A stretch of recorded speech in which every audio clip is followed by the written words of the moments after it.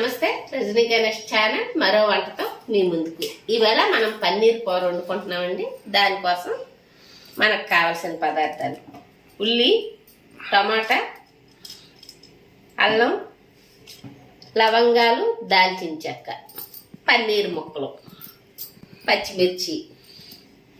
ఇవి ముందుగుండా మనం వేపుకోవాలి.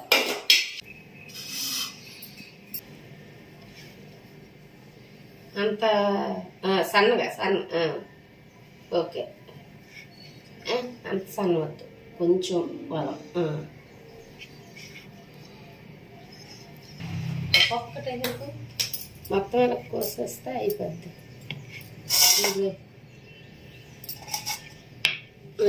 అదే అంతే. ఈ పన్నీరు నిన్న పాలు విరిగిపోయండి. మాకు ఇంట్లో తయారు చేసింది అది. పాలు పొయ్యి మీద పెట్టగానే వేసవికాలం కదా విరిగిపోయినట్టుగా.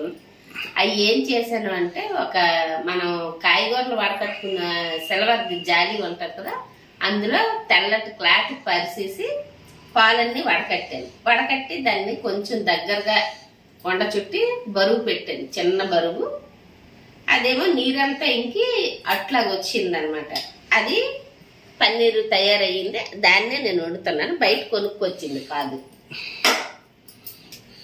ఈ కూరకి చిన్న మసాలా ఎక్కువ పడుతుందండి. అంటే మనం దోసపప్పు పేస్ట్ కానీ జీడిపప్పు పేస్ట్ కానీ ఇదేం వెయ్యం కదా. కొంచెం నూనె వేసుకొని ముందుగుండాలి. నూనె వేడెక్కగానే ఇగోండి లవంగాలు, దాల్చిన చెక్క, ఈ రెండు చాలు, మిగతా ఏం అవసరం లేదు. వేసుకున్న పలావ్ పువ్వు ఒకటి వేసుకోవాలి. అల్లం, వెల్లుల్లి వేయాల్సిన పని లేదు. ఉల్లి కొంచెం ఎర్రగా వేగిన తర్వాత టమాటా వేసుకోవాలి. ఈ టైంలో టమాటా వేసుకోవాలి.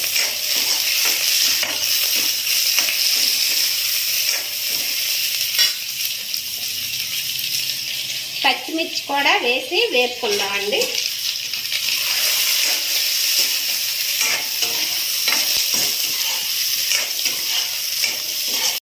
ఇలా వేగిన తర్వాత అన్నీ తీసుకోవాలి.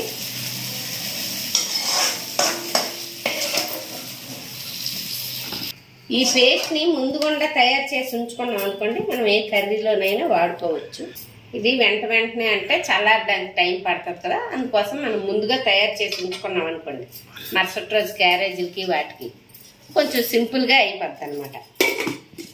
కొంచెం నూనె పోసుకోవాలి, ఎక్కువ కాదు, అంటే మనకు పన్నీర్ కొంచెం తక్కువ ఉంది కదా.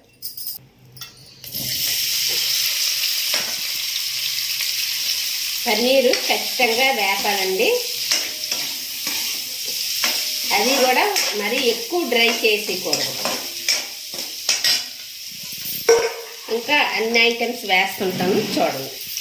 అందులో మసాలా వేసినా సరే ఇందులో కాస్త మసాలా వేసి వేపాలి.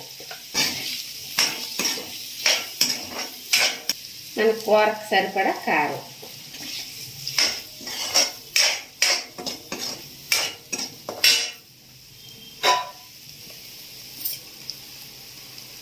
ఉప్పు, ఇవన్నీ ఇలా కాస్త వేగింది కదా, ఆ టైంలో నచ్చిన వాళ్ళు ఎక్కువ వేపుకోవడం, నచ్చిన వాళ్ళు వేపుకోండి, కానీ మరీ ఫుల్ డ్రై అయిపోకూడదు.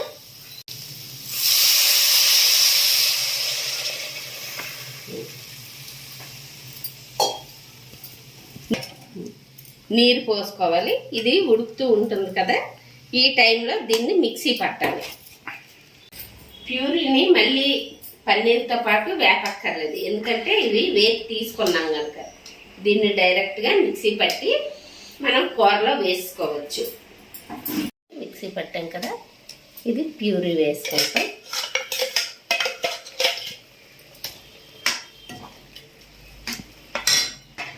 ఈ టైంలో మనం ఎవరికి ఎంత ఉప్పు కావాలి, కారం కావాలి అనేది చూసి అడ్జస్ట్ చేసుకోవాలి.